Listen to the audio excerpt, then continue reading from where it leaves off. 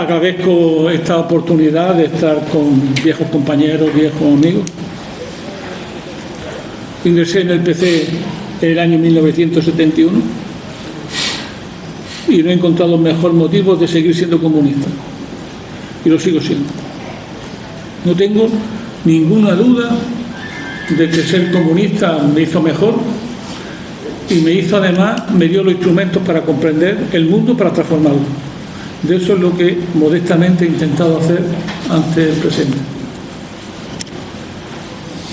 Yo tengo siempre, cuando hablo de estas cosas, yo esto de la geopolítica me dediqué hace muchos años por consejo de un amigo mío cubano, Juan Valdés Paz, que ya no está con nosotros, que me dijo: oye, mira, Manolo, nunca entenderás las cosas si no te metes a fondo en la geopolítica y en las relaciones internacionales. Eso era a principios del año 2000, más o menos. Y en estos años he dedicado mucho a eso, me he dedicado mucho a eso. Y luego he tenido suerte también de conocer a bastantes amigos militares y tener una relación también con las Fuerzas Armadas españolas. Y siempre con una idea, ¿no? Que yo, los pacifistas más consecuentes que he conocido son militares también. El caso de Julio es paradigmático, pero no único. Porque ahora estoy leyéndome un libro de otro militar importantísimo de la OTAN, que fue Fabio Meni, que justamente acaba de publicar un libro sobre la OTAN y la importancia de salirse de la OTAN, por uno altísimo cargo de la propia OTAN. Pero nos podíamos encontrar con esta situación de distinguir muy bien en el concepto entre lo que decía Julio, entre una cosa es ser militar y otra cosa es ser militarista. Meter a los militares en el complejo militar industrial es convertirlo en una parte del poder económico y en un lobby que va fuera de las Fuerzas Armadas, sino en un lobby político general. El militarismo, el complejo industrial, técnico y militar, es siempre una idea que tarde o temprano acaba superponiéndose a la voluntad popular, a la democracia, y se convierte en un poder fáctico. Y meter ahí a los militares es un tremendo error, con consecuencias nefastas para los militares y para la política de defensa nacional. Militarismo una cosa, defensa es otra y militar es otra. Y convendría, en principio, empezar por ahí. Hay una segunda cuestión. Cuando uno se dedica a hablar mucho de estas cosas, siempre tiene un riesgo, ¿no? Aquí está mi amigo Juan Antonio, que lo sabe, ¿no? Que es que cuando termina de una charla, pues te suele decir la gente aquello de: bueno, ahora salgo y me tomo algo porque estoy a punto de romperme las venas, porque me has dejado prácticamente sin palabras, ¿no? Pues yo voy a hacer eso ahora. Antes lo ocultaba, lo he intentado evitar muchas veces, dando siempre un toque de optimismo, ¿no? Pues ahora no lo voy a hacer. He llegado ya a la conclusión de que estas cosas ya no se deben de hacer. Esta mañana me desayunaba con un informe de un militar importante norteamericano en activo que decía dos cosas muy serias. Una decía: China, Rusia y Estados Unidos no quieren la guerra, pero estamos cada vez más cerca de la guerra. Venía a decir que los riesgos se están incrementando y la capacidad de que esos riesgos nos lleven a una guerra es porque estamos perdiendo el control de la propia guerra. Y yo creo que estamos muy cerca de esa pérdida del control en este momento. Y creo que estamos muy cerca de una guerra, porque cuando se dice, ¿no? Esta mañana lo oíamos también, cuando se dice esto de: es un error garrafal que Estados Unidos no consienta que los militares ucranianos tengan armas que puedan golpear en profundidad a Rusia. Y por tanto, lo primero que tendrían que hacer, eso lo decía un connotado demócrata español, militante del PSOE además, que decía que el tema de fondo sería justamente eso, permitirle a los ucranianos golpear a Rusia en la profundidad. El problema es, ¿por qué no lo hacen? Habrá alguna razón por qué no lo hacen. Y la hay. Porque ¿cuál sería la respuesta de Rusia a un ataque en profundidad contra Moscú, por ejemplo?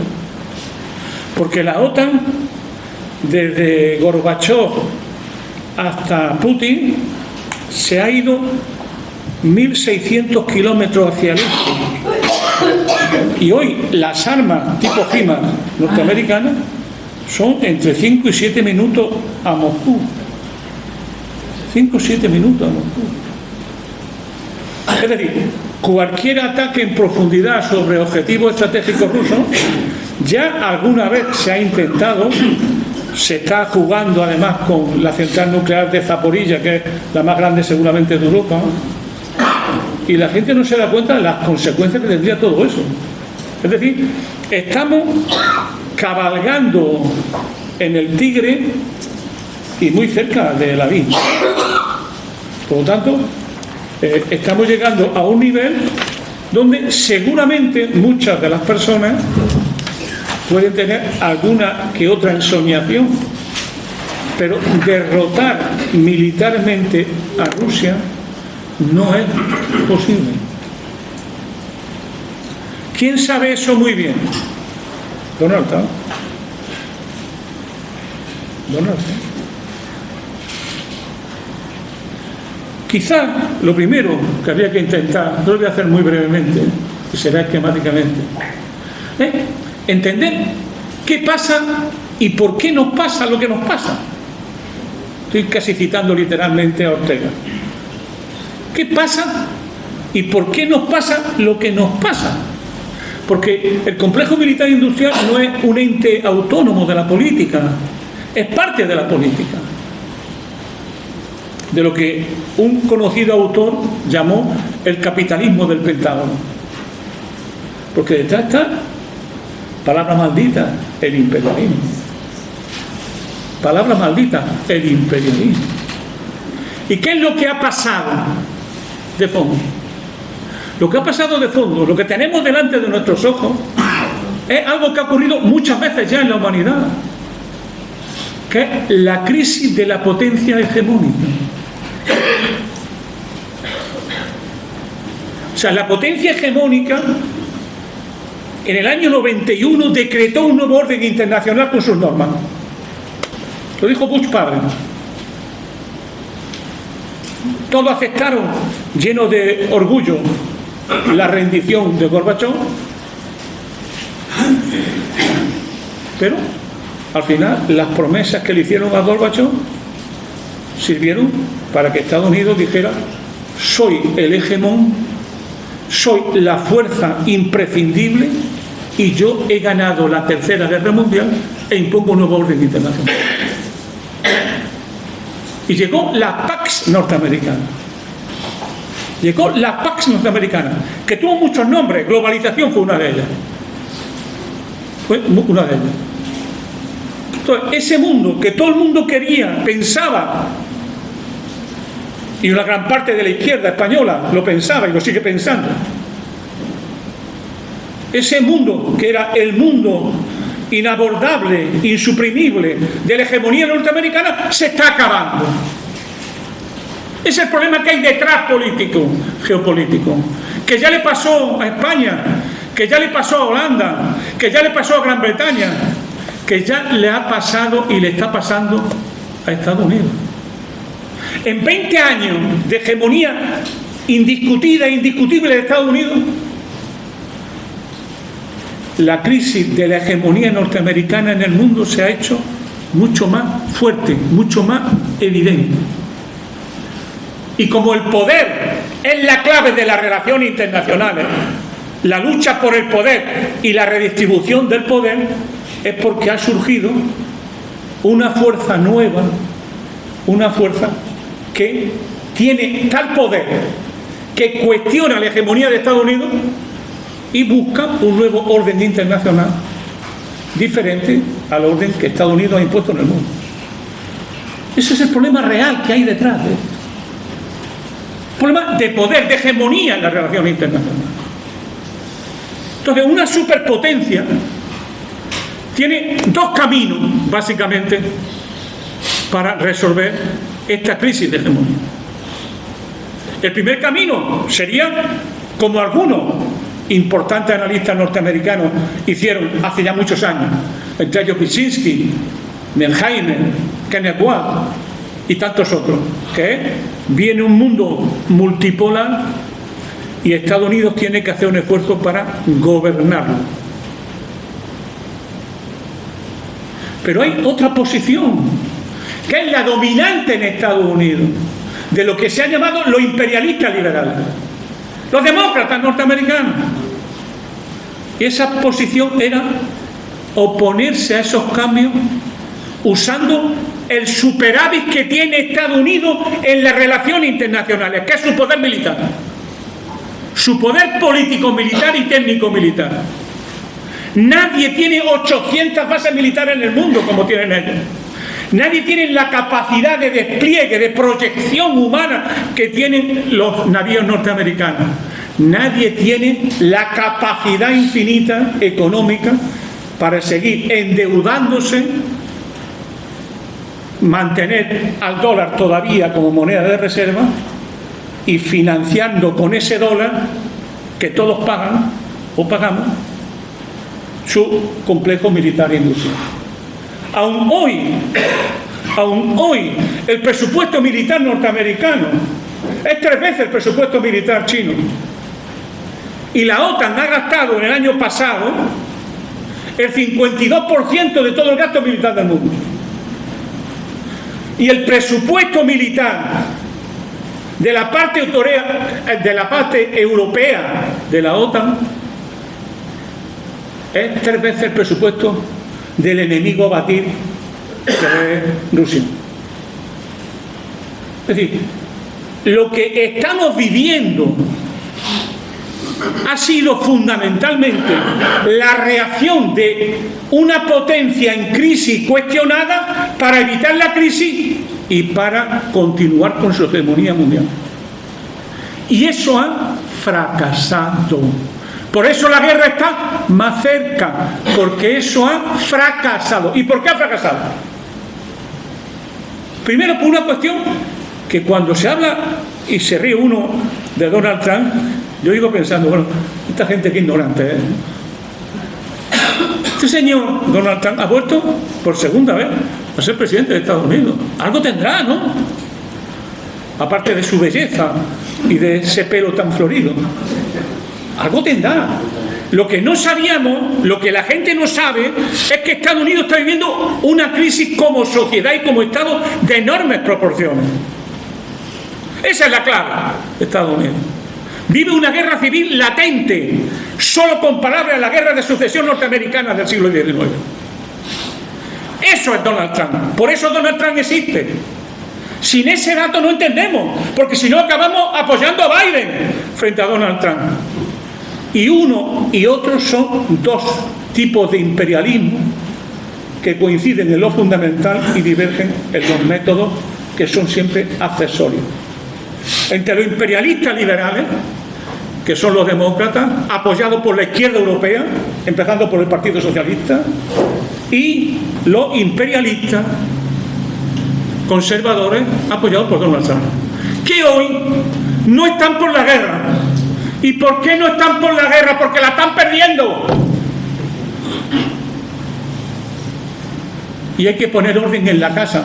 Otra cosa es que el diagnóstico pueda ser compatible y las soluciones no, pero eso ya es Donald Trump, y eso ya nos llevaría a un debate al que no quiero entrar ahora en este momento. Esa es la primera cuestión de fondo. Se olvida la crisis de Estados Unidos. La segunda gran cuestión de fondo es que toda la política de Biden ha fracasado